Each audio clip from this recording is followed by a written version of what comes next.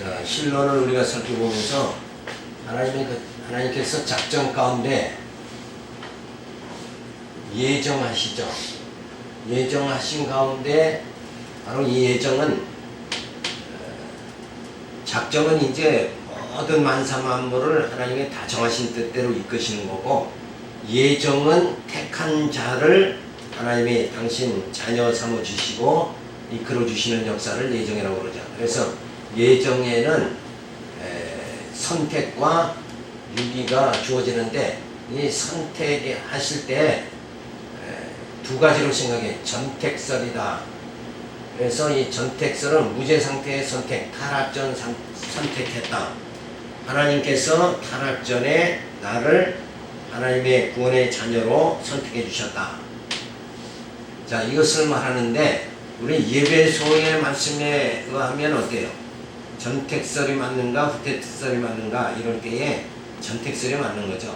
창세 전, 그러니까 이미 죄 짓기 전에, 그러니까 리브가의 뱃속에 야곱과 에서가 있는데 내가 벌써 누구를 사랑한다고 그랬어요? 야곱을 사랑하고 에서를 미워한다. 무엇에 의해서 이미 나오기도 전에, 출생하기 전에 그랬으니까 마찬가지예요. 우리가 이미 하나님께서 우리의 생명의 씨앗을 영원전, 창세 전에 하나님께서 나를 구원의 백성으로 택해 주셨다. 자, 이것을 우리는 전택설이라고 하죠. 그래서 전택설은 하나님의 절대 주권을 강조하는 거예요. 그래서 유기하시는 것은 역시 또 기쁘신 뜻대로 유기하는 거죠. 그래서 죄책에 대해서 법 제정자를 적용자, 그러니까 하나님께서 법을 제정하신 분이고 인간은 그것을 적용하는 자죠. 그러니까 인간이 죄를 범했다 그러면은 그 죄책은 인간에게 있는 거예요. 다시 말해서 이제 우리가 쉽게 생각할 적에 도로 교통법을 어겼다, 신호를 어겼다 그러면 그 신호 범칙금을 누가 내야 돼? 신호 자동차 운전하면서 신호 어긴 사람이 내야 되는 거죠. 그런데 만약에 국회의원한테 가서, 국회의원이 법 제정자죠. 그 국회의원한테 가서 범칙금을 내라 이렇게 한다는 것은 있을 수가 없는 거예요. 그러니까 하나님께서는 빛과 어둠을 창조하셨어요. 그런데 어둠의 길을 우리가 가기 때문에 결국은 죄책은 인간에게 있는 것이다. 이렇게 보면 되는 거죠. 그리고 또 후택설은 타락 예견 후 선택하셨다. 그러니까 타락 후에 저가 이제 하나님 뜻대로, 주님 뜻대로 살아갈 것을 알고 택했다. 이런 말이 이제 후택설이에요. 이것은 왜 후택설을 주장하냐면 인간의 자유의지를 강조하려고 하는 거예요. 그래서 유기도 원인을 해명하지 못하는 거죠. 그래서 신적 작정의 통일성이 결여된다. 후택설을 이렇게 보는 거예요. 그런데 이제 많은 개혁신학자들이 또 이 후택설을 많이 택해요. 자, 이런 거 보면 결국 이제 여러 가지 문제가 발생되는데, 어쨌든 우리의 입장에서는 전택설, 에베소의 말씀에 의하면 전택설을 합당하다 이렇게 보는 게 정확하다고 그렇게 생각할 수 있어요. 따라서 영원 세계에서 작정하시고 섭리하시는 모든 일을 시간 세계에서 의 개념으로 설명하려면 이해할 수가 없는 방향으로 나아가게 된다. 다시 말해서 뭐예요? 요 전택설이다 후택설이다 하는 것은 시간 세계 안에서 전택설이다 후택설이다 이런 걸 개념을 따지는 거죠. 그러니까 우리가 이 시간 개념을 하지 말고 영원 안에서 이미 하나님은 우리를 택했다. 그럴 적에는 시간 개념하고 전혀 관계없으니까 전택설이다 후택설이다 하는 자체가 사실은 무의미한 거다 이렇게 봐야 돼. 영원이라는 안에는 시간이라는 게 없잖아요.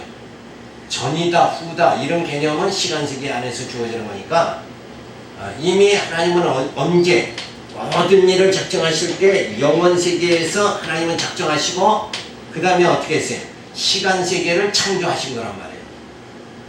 그래서 택한 자와 불택자를 다 그 시간세계 안에서 택한 자를 연단 가운데 하나님의 자녀 만들어 가시는 거잖아요. 그러니까 이 시간 개념으로 해석하지 않는다 그러면 뭐예요? 그냥 하나님은 우리를 택했다. 뭐 굳이 전택설이다 후택설이다 이렇게 논할 필요가 없다는 것을 우리는 알아야 됩니다. 그래서 세 번째 선택에 대한 가파의 주장을 우리가 살펴보면 루터파에서는 인간의 전적 무능력과 중생에서의 성령의 주권적 단독적 사역을 긍정하면서도 사람이 하나님의 은혜를 거부하고 저항할 수 있다고 주장을 합니다. 자, 이런 그 루터파의 사상, 그러니까 우리가 이런 사상은 이제 늘 우리 그 신앙 역사 안에서 계속 흐르는 거예요. 지금도 마찬가지고. 그러니까 초대교회에서도 우리가 믿음으로 구원받지만 그래도 할례는 행해야 된다. 이렇게 생각하는 거가 다 이런 쪽으로 생각하는 거죠. 그러니까 하나님이 전적으로 구원해 주시지만 인간이 뭐 할 것은 해야 된다. 이렇게 나오는 거예요. 자, 그런데 사실은 인간이 할 수 있는 것이 과연 무엇이냐. 그러니까 모든 것이 하나님의 섭리에 따라서 되어진다. 하나님의 절대 주권 하에서 되어진다. 이렇게 말하는 거죠. 두 번째, 알미니우스파는 중세기 반펠라기우스주의적 신인 협력설을 취하였다. 그들은 인간의 전적 무능력을 부정하고 신적 은혜와 협력으로 구원을 얻음을 주장한다. 그러니까 여기는 루터파는 하나님이 구원하시는 섭리가 한 70%다. 그러면 인간이 한 30% 정도 이렇게 협력해야 된다. 이렇게 보는 건데, 요 알미니안주의는 하나님이 50%, 인간이 50%, 이 정도로 강하게 얘기하는 거예요. 그러니까 여기서 이제 이들의 예는 뭐냐면 하나님이 구원의 밧줄을 내려주면 그 밧줄을 인간이 잡아야 된다. 하나님의 밧줄이 구원의 밧줄이 내려왔다. 그냥 올라가 버리면 구원받지 못하는 거 아니냐. 뭐 이런 식으로 설명하는데 사실은 거기에 모순이 있는 거죠. 왜냐하면 인간이 영적으로 죽었잖아요. 그러니까 하나님도 알지도 못하고 하나님을 뭐예요? 찾을지도 모르고 그런 상태에서 어떻게 하나님의 섭리에 호응할 수가 있느냐. 호응을 전혀 못하는 거예요. 그러니까 이것은 결국은 인간이 그러면 로봇이냐? 인간의 자유의지가 있는 거 아니냐. 그러니까 우리가 이렇게 걸어가는 것도 자유의지가 있고 우리가 내가 먹고 싶을 때 먹고 뭐 그런 자유의지가 있지 않느냐 이렇게 생각하는데 그건 자유의지가 아니라 뭐예요? 정욕대로 살아가는 거죠. 본능대로 살아가는 것 뿐이에요. 먹고 싶을 때 먹고 자고 싶을 때 자는 거. 그런데 진짜 자유라는 게 뭐냐? 내가 의롭게 스스로 될 수 있다든지 내가 성자가 될 수 있다. 내 힘으로. 또 내가 내 죄를 다 해결할 수 있다. 이렇게 생각한다면 그거는 자유로운 거죠. 근데 우리 인간에게는 영적인 그런 자유함이 없기 때문에 누가 와야 돼요? 예수 그리스도가 이 땅에 오셔야 된다. 우리가 그런 자유, 스스로 의롭게 되면은 의인은 구원받는 거 아니에요? 그러니까 죄인은 멸망받고 그러면 우리 힘으로 의롭게 된다 그러면 굳이 예수님이 오실 필요가 없지 않느냐. 자, 그런 측면에서도 봐도 이 알미니아수 파의 주장은 잘못됐다 이렇게 볼 수가 있는 거예요. 그 다음에 웨슬레파는 말하기를 인간의 전적 부패와 무능력을 긍정했으나 보편적 속죄를 주장하며 신인 협력의 알미니안주의와 비슷하게 되었다. 그러니까 여기서 보편적 속죄라는 말은 뭐냐면 예수님이 이 땅에 오신 것은 모든 사람의 죄를 사하려고 오셨다. 이렇게 보는 거고 우리 장로교에서는 어떻게 보느냐. 예수님이 오신 건 자기 양떼 택한 자의 죄를 사하려고 이 땅에 오신 거지. 이 모든 세상 사람을 다 그 죄를 사하려고 오신 건 아니다. 그러면 뭐 알곡과 쭉정이가 있을 필요가 없죠. 모든 사람이 다 알곡이 돼버린다 이거예요. 그러니까 그런 사상은 그래도 인간이 뭔가 그래도 인간이 할 수 있는 거 아니냐. 인간을 높이려고 하는 그런 사상이 저변에 깔려 있기 때문에 이런 주장을 하는 거예요.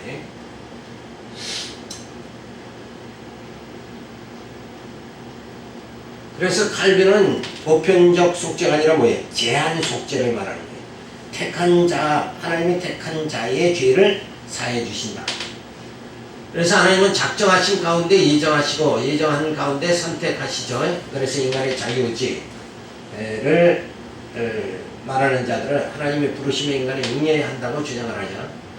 그래서 루터파는 하나님의 은혜를 거부할 수 있다고 주장하고, 알미니우스파는 하나님의 은혜와의 협력적 관계를 주장을 합니다. 그리고 웨슬리파는 보편 속죄 주장하며 신인 협력서를 주장을 합니다. 그러니까 보편적 모든 사람의 죄를 사하신다. 이런 사상은 사람들께는 되게 기분이 좋지만은 결국 하나님의 섭리는 그게 아니죠. 택한 자, 에서와 야곱과 에서를 다 사랑하신 게 아니라 내가 야곱을 사용하고 에서는 뭐예요? 미워한다. 그 에서 미워했기 때문에 결국은 뭐예요? 구속의 원줄기에 들어가지 못하죠. 그래서 에서의 후손은 저 모압, 암몬 이족 속에 되고 지금 중동 사람이 돼서 저들은 누굴 믿어요? 알라 신을 믿는 자가 되는 거란다. 그러니까 하나님이 택한 자는 요 하나님을 신앙하고, 택함 받지 못한 자들은 결국은 어떻게 돼요? 우상을 섬긴다 이거예요.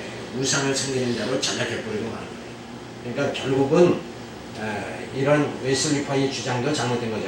그래서 인간의 지혜와 재능의 힘으로 무엇이든지 할 수 있다는 인본주의 사상으로 인해 바빌탑을 쌓아 하나님을 대적하는 행위다. 자, 이런 전부 사상은 결국은 뭐예요? 인본주의 사상이 깔려있단 말이에요. 인간이 뭐냐 그런 것들이냐. 인간이 그래도 뭔가 할 수 있지 않느냐. 이런 저변의 사상, 인본주의 사상 때문에 이런 그 인간의 자유의지를 주장하고 루터파, 알미니우스파, 웨슬리파의 주장이 나타나게 되어진다. 그러나 성경에 보면 인간은 특권과 같은 존재다. 그죠? 아무것도 아닌 거예요. 하나님의 후 불면 그냥 날아가서 죽는 거예요. 하나님의 영광의 빛 앞에는 우리 이 죄인의 몸으로는 나타났다면 그냥 죽어버리고 마는 거다. 그러니까 시내산에서 모세가 하나님과 대면하고 내려왔을 때 모세의 얼굴을 볼 수가 없었다. 그러니까 이런 주장들은 다 인본주의 사상이 깔려있는 거예요. 요 사상은 결국은 뭐예요? 사탄이 유혹하는, 아담을 유혹해서 넘어뜨리게 하는 그런 사상들이다. 이런 걸 우리가 알 수가 있습니다. 자, 두 번째, 앞에서는 우리가 선택을 생각했고, 두 번째, 유기라는 말은 뭐냐면 버리는 거예요. 그냥 죄 질려면 죄 마음껏 지고 살아라. 네 멋대로 해 살아라. 인생들은 다 이런 사상들이 다 있죠. 내 인생이니까 내가 내 맘대로 살아버리겠다. 그러니까 술 먹든 뭘 먹든 간에 내 맘대로 살아버리겠다. 자, 이런 유기적인 이런 사상, 이런 사상은 뭐냐면 하나님을 인정하지 않는 사상이다. 이렇게 우리가 볼 수가 있죠. 예정의 두 번째 요소는 유기, 버리심이다. 선택의 진리는 논리적으로 유기의 진리를 내포한다. 하나님께서 어떤 이들을 선택하셨다는 것은 그가 나머지 사람들을 내버려 두셨다는 것을 내포한다. 또 모든 인류가 원죄를 가지고 태어났다는 사실은 유기의 진리의 기초이다. 내가 그의 마음을 강팍하게 한즉 내가 바로의 마음을 강팍해 하고 라는 말씀을 봐도 유기의 명백한 증거다. 그러니까 택한 자는 하나님을 찬양하게 하고 하나님의 그 사랑에 감격해서 살게 하고, 유기된 자는 뭐예요? 마음을 더 강팍하게 해서 하나님을 부인하게 그렇게 만들어버린다.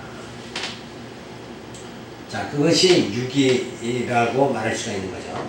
그런데 이게 하나님은 나를 선택하시고 유기하지 않으셨다. 이런 것만 생각해도 우리가 늘 감사를 드려야 됩니다.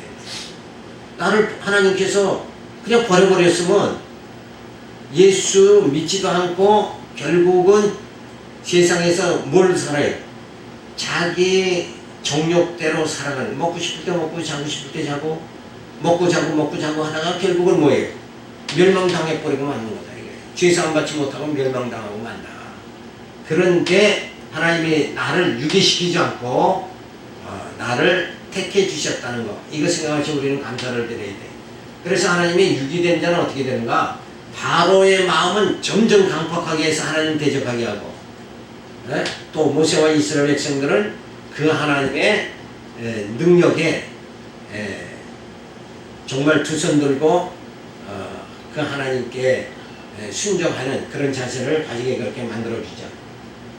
그래서 유기에는 또 두 측면이 있는데,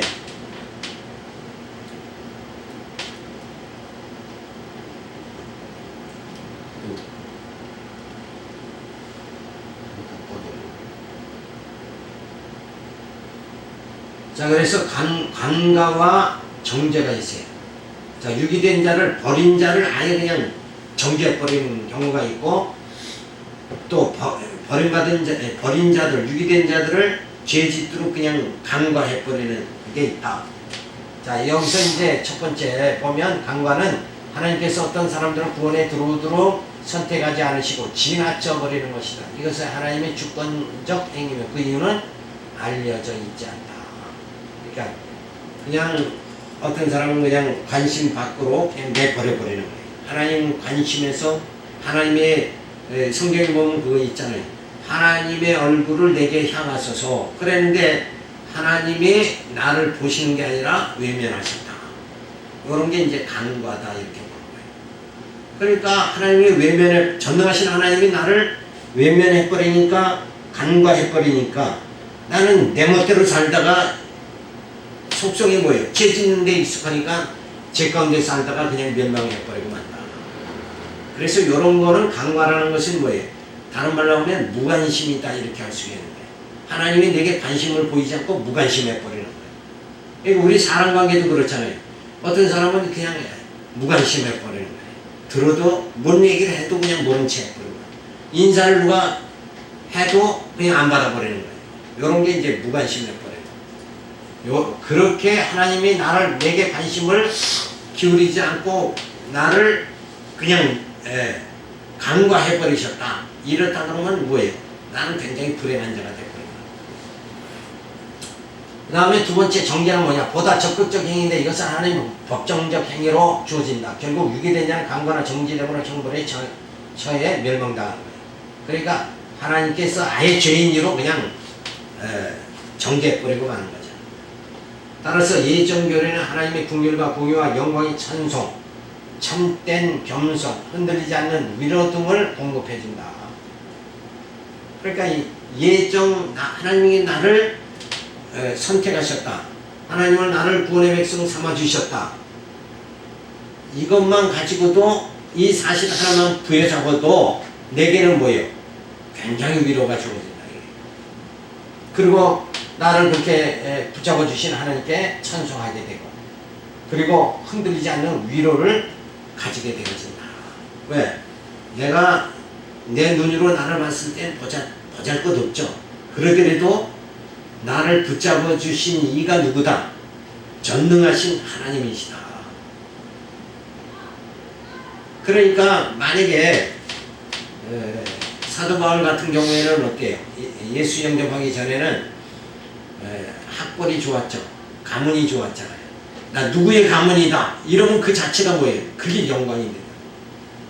그게 위로가 되고, 마찬가지로 우리가 하나님이 나를 선택했다, 예정했다 하는 것이 내게는 뭐예요? 큰 위로가 되어지고, 다시 말해서 세상 말로는 뭐예요? 큰 백이다. 백이 내게 나는 하나님 백을 가지고 있다. 자, 이렇게 생각할 수가 있다는 거예요. 그러니까 예정을, 바로 예정 교리를 믿는다는 것만 해도 이거는 정말 우리에게 큰 힘이 주어진다. 이렇게 원리적으로 우리가 논리적으로 이렇게 분명히 생각할 수 있는데, 오늘날 장로교회에서는 예정 얘기하면 그거 잘못하면 안 된다 이렇게 하고 두려움에 빠지게 된다는 거예요. 근데 실제 하나님이 나를 택하셨다 하는 것이 내게는 큰 위로가 되어진다는 걸 우리는 살펴볼 수 있어요. 그러니까 우리의 구원은 변덕스럽고 변화무쌍한 결심에 근거하지 않고 영원 불변의 하나님의 작정과 예정에 근거한 것이니 하나님의 전적인 은혜인 것이다. 자, 구원 문제에 있어서 구원을 해주시는 하나님은 확실하게 나를 구원의 백성 선택해 주셨다. 예정해 주셨다. 그러니까 구원하신 이는 조금도 흔들림이 없죠.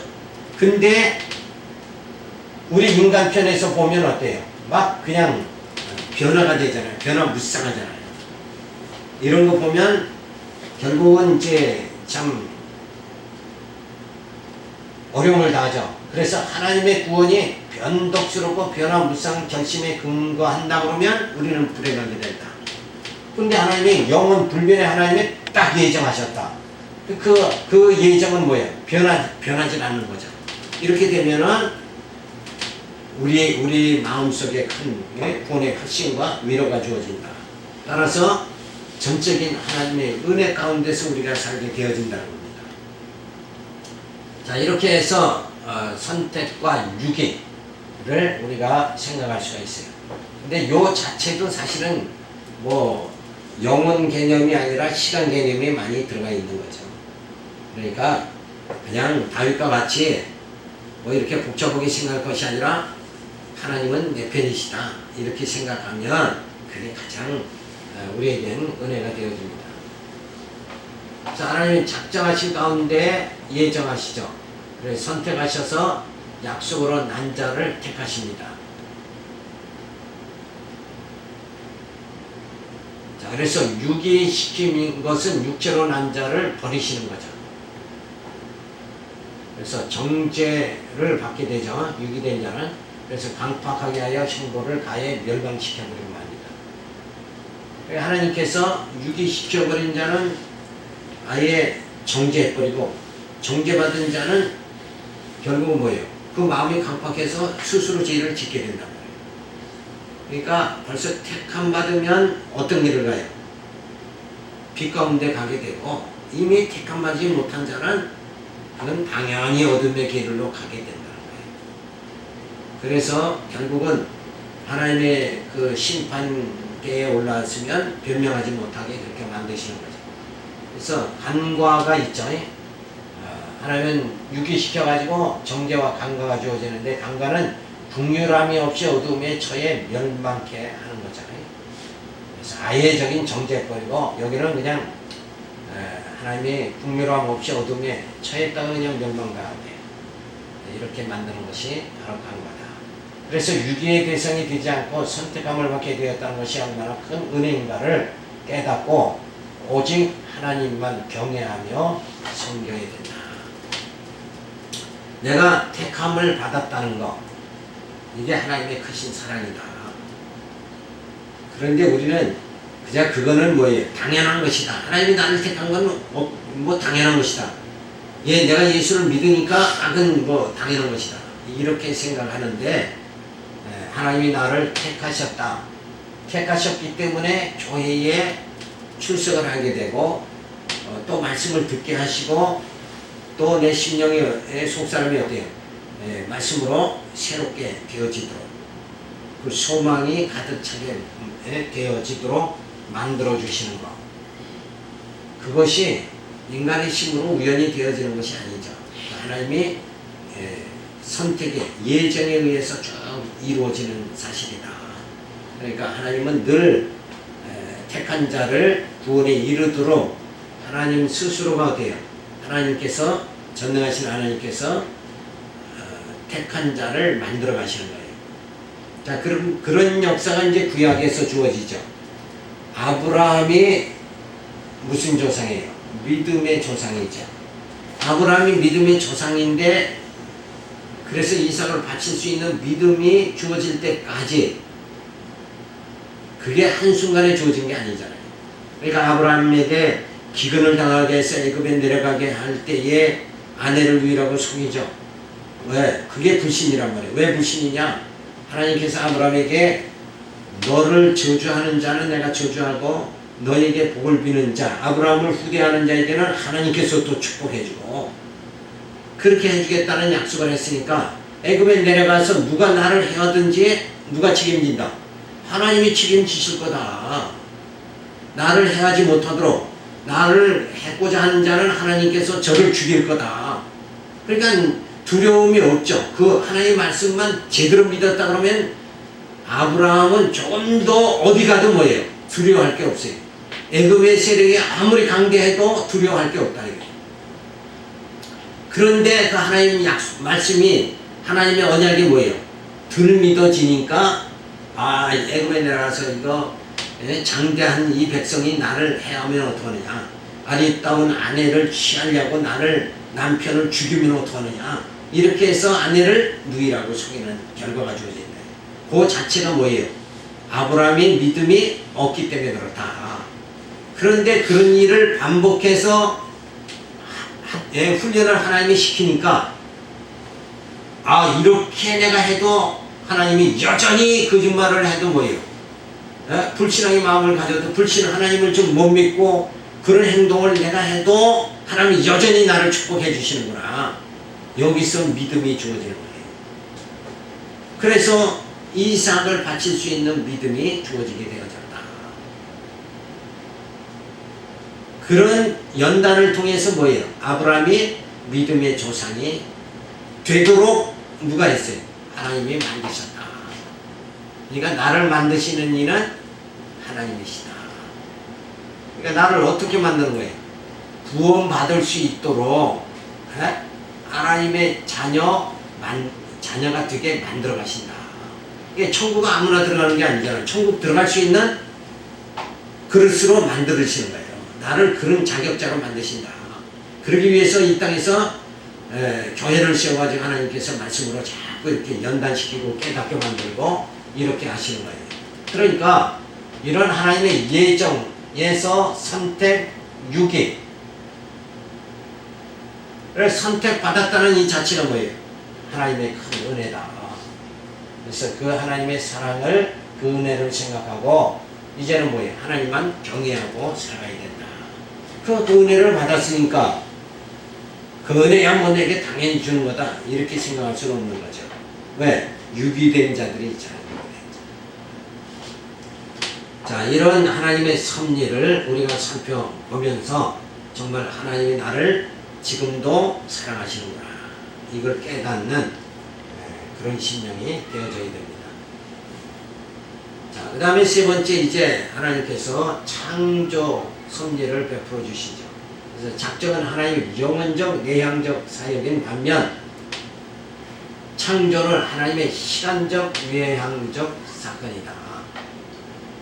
자, 그러니까 작정은 영원 세계 안에서 하나님께서 다 정하신 뜻대로 일을 하시려고 계획하시는 거고, 이 창조라는 것은 영원 안에서 작정하신 대로 시간 세계에서 뭐예요? 실행하시는 거예요. 실행.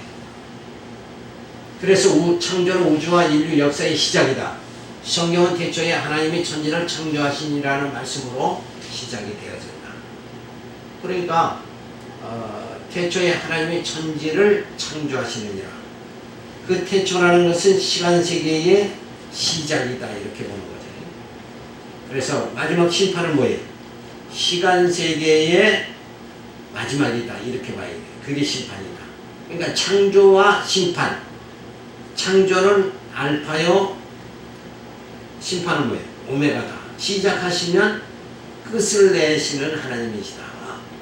그러니까 그 과정, 시간 세계를 주신 이유는 뭐예요? 나를 하나님의 구원의 자녀 되게 만드시려고. 이런 시간 세계가 필요한 것이다. 그러니까 하나님의 나라를, 영원한 하나님의 나라를 세우시는데 에덴 동산에서 아담은 미완성이잖아요.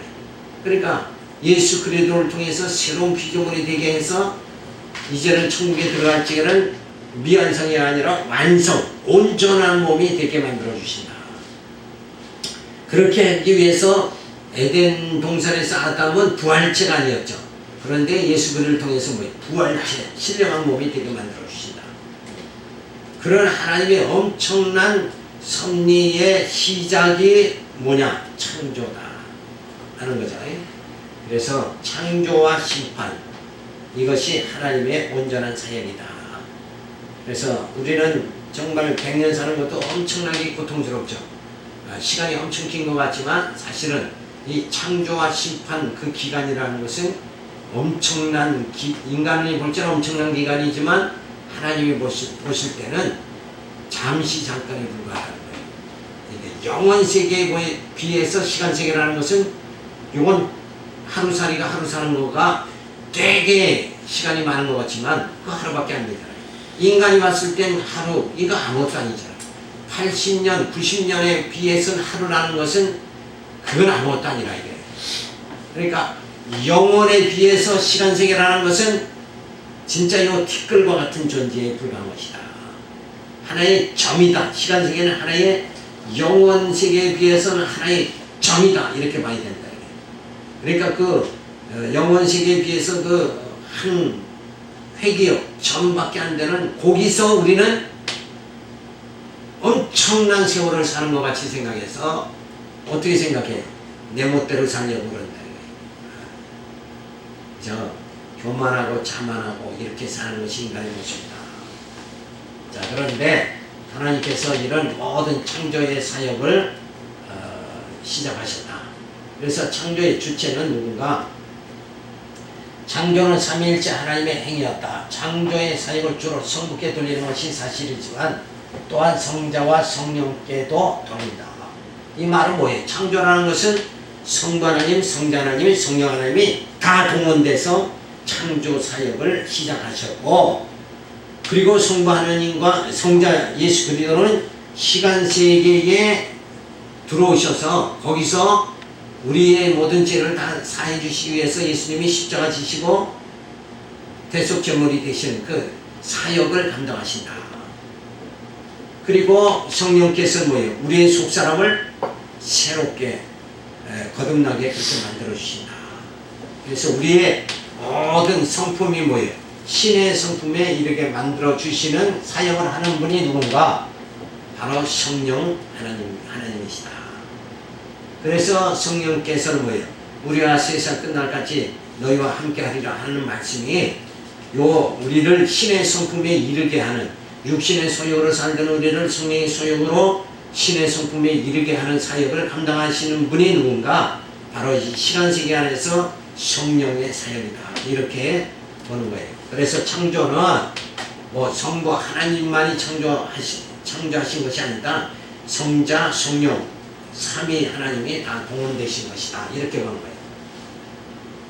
그리고 창조의 시간이라는 것, 시간 개념도 창조로부터 시작되니 태초는 시간의 시작을 의미한다. 그러나 시간의 연속이 영원이 아니라 영원은 과거도 미래도 없는 영원 자체인 것이다. 그러니까 시간이라는 것은 뭐예요? 과거가 있고 현재가 있고 미래가 있는 게 시간세계이고, 영원이라는 건 뭐예요? 과거, 현재, 미래 이 자체가 없는 거예요. 그러니까 우리의 육체를 가진 시간세계로 지음을 받은 우리 육체인 인간은 우리의 육성으로는 뭐예요? 그 영원세계를 이해할 수가 없는 거죠. 그래서 우리가 이제 마치 뭐냐면 육과 영이 있잖아요. 우리 육이 영을 이해할 수 없는 거나 똑같은 거라. 그 다음에 창조의 대상은 뭐냐? 창조의 대상은 천재 만물이며 모든 피조물이다. 여기서 천지는 우주의 공간과 땅의 원지를 가리키는 것이다. 그러니까 하늘과 땅 모든 만물을 다 창조하셨다. 그래서 이 창조의 대상에서 벗어나는 건 아무것도 없다. 이런 말을 하는 이유는 뭐냐면 모든 이 이방 종교에서 늘 우리 일반적인 사상에서는 뭐냐면 악한 일은 누가 해요? 사탄이 하고 선한 일은 하나님이 하고, 이렇게 하나님과 사탄을 대등하게 생각하잖아요. 그게 아니라 사탄도 뭐예요? 창조의 대상이다. 그 말을 하는 이유는 뭐예요? 우리가 두려워할 필요가 없다는 거예요. 하나님이 지어가지고, 하나님이 지었다는 건 뭐예요? 하나님이 뭔가 쓰시려고 지으신 거다. 하나님이 부리는 거다. 이게 부리는 거고. 그러면 하나님께서 누구를 귀히 여기는가? 사탄이나 천사를 귀히 여기는 것이 아니라 누구를? 하나님이 택한 백성, 우리를 더 귀히 여긴다. 이게. 우리는 아들 삼으셨고 천사와 사탄은 뭐예요? 그건 부리는 종이다. 이게 부리는 사역자다. 이렇게 생각을 해야 된다는 게 뭐냐면 창조의 대상에 사탄도 다 들어가 있다.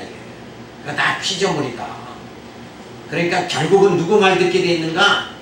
하나님의 명령을 다 듣게 돼 있는 게 사탄이다. 그래 욥을 시험할 때도 뭐예요?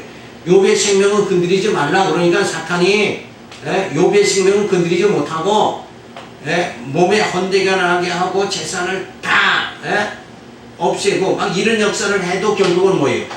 욥의 생명은 건드리지 못했다. 그러니까 그것만 보더라도 뭐예요?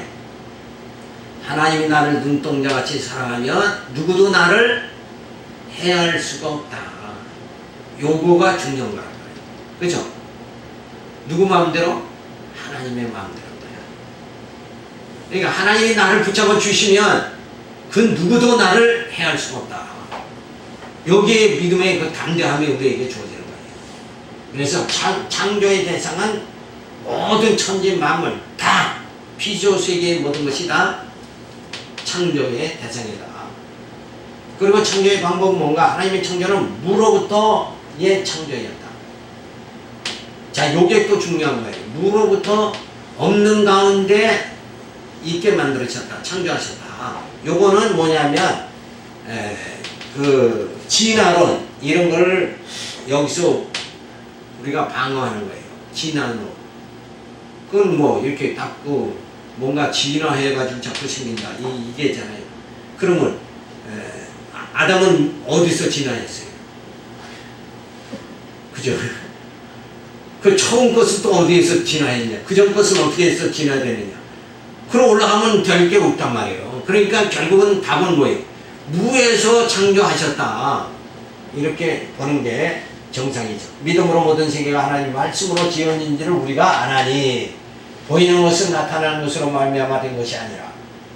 그렇죠? 이게 보인다고 해서 뭔가 그게 자꾸 이렇게 변화돼서 인간은 아미바가 뭐 이렇게 그 세포가 자꾸 되고 변형이 되고 그러다가 인간이 팔이 나오고 뭐 다리가 달리고 뭐 이렇게 해서 마치 뭐예요? 올챙이가 좀 이렇게 되다 보니까 다리가 나오고 막 이렇게 앞다리가 나오고 뒷다리가 나와서 개구리가 됐다. 그런 거에 올챙이 사건에 비유하는 요런 방법이 그 참 진화론이고 그런 거죠. 그런데 결국은 그 올챙이는 그럼 어디서 나오느냐? 뭐가 변화돼서 나오느냐? 뭐 이렇게 따져 올라간다 그러면 결국 할 말이 없는 거죠. 결국은 뭔가 창조주가 하나의 창조하신 분이 있다. 이런 거를 우리가 분명히 알 수가 있어요. 그래서 다 창조의 목적이 뭐냐? 하나님께서 자신의 영광을 나타내시기 위함이다. 이게 모든 뭘 만들었다 그러면 만든 이의 영광을 다 드러내는 거다. 자동차를 만들었다 그러면 현대에서 자동차를 잘 만들었다 그러면 그 영광이 어디로 돌아가요? 현대의 자동차에 돌아간다. 그래서 미국에서 뭐 현대 아반떼가 좋다. 그래서 많이 팔린다. 그러면 현대의 명성이 올라가는 거잖아요. 그러니까 하나님께서 모든 만물을 창조하셨으면 인간을 창조했다 그러면 인간은 누구에게 영광을 돌려야 돼요? 하나님께 영광을 돌려야 된다. 그래서 당신 영광을 피조 세계에 나타나기 위해서 하나님은 다 창조하신 것이다. 그래서 하나님 작정하신 대로 예정하시고 예정의 주체는 바로 하나님이시다. 그래서 창조하시고 섭리하시고 심판하시는 요게 다 예정된 것이고 그 이전에 뭐예요? 작정된 것이다. 그래서 타락 창조한 하나님께서 아담을 창조했는데 아담이 타락했다. 그래서 하나님이 그 타락된 아담의 후손을 부르시죠. 그리고 예수 그리스도를 보내가지고 부르시고 칭의하시고 성화시킨다. 그리고 영화롭게 만들어 주시는 거예요. 그래서 회개나 믿음이 전제 조건이 아니다. 그러니까 하나님께서 이미 영원전에 예정하시고 예정된 자를 시간 안에서 부르셨다. 그리고 시간 안에서 의롭다 해주시고 성화의 과정을 밟게 하고 영화롭게 해주신다. 그러니까 예정은 영원 안에서 하신 거고 다음에 부르심과 칭의와 성화 영화는 시간 세계에서 하나님은 사역하시는 거다. 이렇게 보죠. 그래서 회개나 믿음, 이게 하나님이 나를 하나님의 구원의 백성으로 부른 건 이미 어디서부터? 저 창세전 예정부터 된 것이고, 이 땅에서 시간 세계 안에서 저가 회개할 것이다, 저가 믿음으로 살 것이다, 이거를 전제로 해서 하나님을 예정하시거나 부르신 게 아니다. 이렇게 우리가 정립을 해야 됩니다. 그래서 창조하신 하나님께서 광야 생활의 연단을 통하여 하나님의 자녀를 만들어 가시며 신령한 몸을 있게 하여 영화롭게 하신다. 그러니까 결국은 내가 하나님 백성으로 선택받은 건 언제다? 영원전 이미 예정함 받은 것이다. 그리고 그렇게 하나님의 자녀로 내가 택함을 받았는데, 내가 하나님의 백성으로 성숙하게 신령한 신의 성품을 가지고 정말 신령한 몸을 이루게 만들어 주시는 건 어디서 한다? 시간 세계 안에서 이루시는 하나님의 사역이다. 그러니까 하나님께서는 영원전에 택하시고 예정하시고 시간 세계 안에서 나를 하나님 백성 만들어 가신다. 그러기 위해서 예수님을 보내가지고 죽었던 영을 살리시고 교회를 세워가지고 말씀을 듣고 깨닫게 만들어 주신다. 그러니까 지금 우리가 할 것은 뭔가? 진리의 말씀을 부지런히 깨달아서 신의 성품에 이르는 것.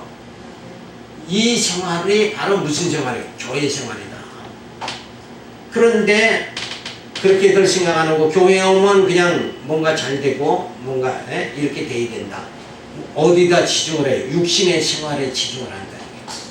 이게 아니라 나를 어디다 하나님은 지금 사역하신다고요? 내 영을 신의 성품에 이르게 만드시는 그 사역을 지금 시간세계 안에서 하시고 계시다. 이렇게 말씀을 진리를 깨달아야 된단 말이에요. 그래서 우리 성도 신앙생활의 목표, 교회 생활의 목표는 뭐예요? 부자 되는 거? 그게 아니라 하나님의 형상을 닮아가는 거예요. 하나님의 형상에 이르는 거. 그래서 내 마음의 모든 것은 뭐예요? 죄의 잔재를 씻어버려야 된다. 뭘로 씻어요? 물로 씻어요? 말씀으로 씻어야 된다. 말씀을 깨달으면서 내 속에 있는 탐욕도 소멸시켜요. 내 속에 있는 탐욕이 이제 처음에 이렇게 크잖아요. 근데 조금씩 말씀 깨달은 것만큼 내 속에 탐욕이 소멸되면 소멸된 만큼 뭐예요? 심령의 평강이 주어집니다. 그리고 하나님을 의지하게 돼요. 그러니까 우리 신앙생활은 교회가 크다 작다 이게 중요한 게 아니라 내가 어디에 이르러야 돼요? 신의 성품에 이르러 하나님의 형상을 닮아가야 된다. 그러면 이 생활을 성도들이 한다 그러면 내가 뭐 부산에 가서 신앙생활하든 서울에서 신앙생활하든 큰 교회에서 신앙생활하든 작은 교회에서 신앙생활하든 관계 있어요 없어요? 뭐만 이루면 돼요? 내가 신의 성품에. 그건 뭘로? 재료가 뭐라고요? 말씀이다. 그러니까 저 교회는 말씀이 있고 이 교회는 말씀이 없고 이게 아니잖아요. 다만 말씀을 어떻게 규모 있게 잘 가르치느냐, 말씀을 요리를 어떻게 하나님의 뜻을 알 수 있도록 요리해서 가르치느냐. 그러니까 사도들은 매일 뭐만 했다고 그랬어요? 성경 강론만 했다. 왜? 성경 자체가 벌써 이미 요리가 된 거잖아요. 우리로 하여금 하나님의 백성 만들어 가는데 부족함이 없다고 말했잖아요. 그러니까 성경만 부지런히 깨달으면 로마서에서 하나님이 이렇게 나를 칭해 주셨구나. 그리고 고린도전서에서 분쟁하지 말고 그 덕을 잡고 세우는 생활, 육신의 소유를 처묵종하는 생활. 그 다음에 뭐예요? 에베소에서 하나님의 신령한 교회가 내 심령 속에 이루어지는 생활, 하나님이 동행하는 삶, 이런 삶. 그리고 비질려 싸워서 투쟁해서 승리하는 삶.